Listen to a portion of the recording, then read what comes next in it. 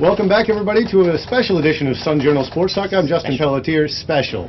Joined here by Kalle and Kevin Mills. We're here to talk about some Western Class B basketball, the girls' side of things, heading into tournament week. And let's start where Class B discussions often start here at the Sun Journal, whether it's football or any other sport, and that seems to be Mountain Valley. And we'll start with the girls, the Lady Falcons. Mountain Valley, well, they got a nice tune-up for the tournament in the MVC championship game with the 45-41 loss to Jay.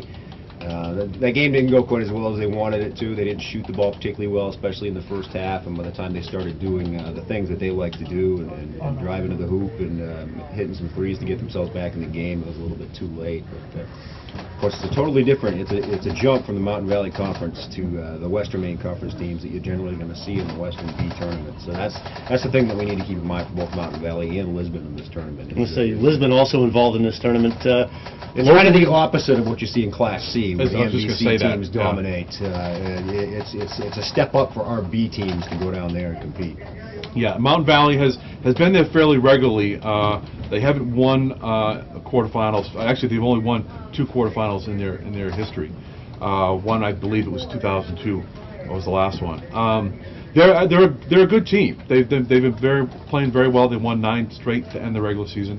They had the best defense in the Mountain Valley Conference at about 30 points per game. So they go in with a pretty good team chemistry and a pretty good amount of confidence going into that tournament. I think probably they're better prepared than they have been the last few trips, but they're still going to face some pretty good competition. They've got Gray New Gloucester in their first game. I think that's a good matchup for them. Gray's a defensive team, not a real offensive powerhouse, but they're going to battle you, and I think that'll be a good game. How much of an advantage is it for a team like Gray New Gloucester to have played in the Western Maine Conference? Because certainly that seems to be where all the power is, especially with York being undefeated the way they are. It's a very different style, and I know coaches who coached in the MVC and then went to Western Maine, and the style is different. The Western Maine tends to be a bit more of a half-court kind of game, and so you don't see the pressing and the defensive man-to-man kind of pressure that you see in the MVC. So that's different, and obviously the bigger schools, and they seem to have bigger players sometimes. The Western Maine teams, typically the good ones like the Yorks and the Greeleys tend to have 1 or 2 or 3 6-footers. They always have someone like Joanna Brown from the 90s in the middle. Whatever they have, one of their vintage teams, they have that 6-foot center they can go to. And York has 2 of those right now, so I think that's a factor too. And they're used to playing they're used to playing mostly B competition, whereas the MVC schools, majority of their games are against C schools.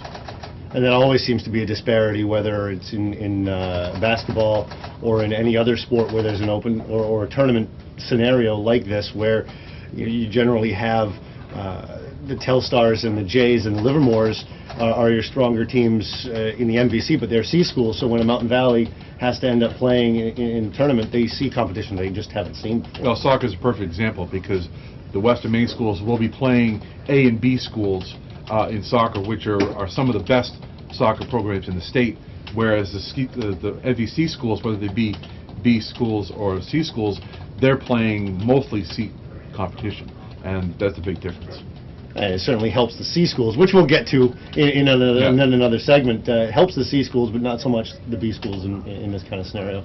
Thanks a lot, guys.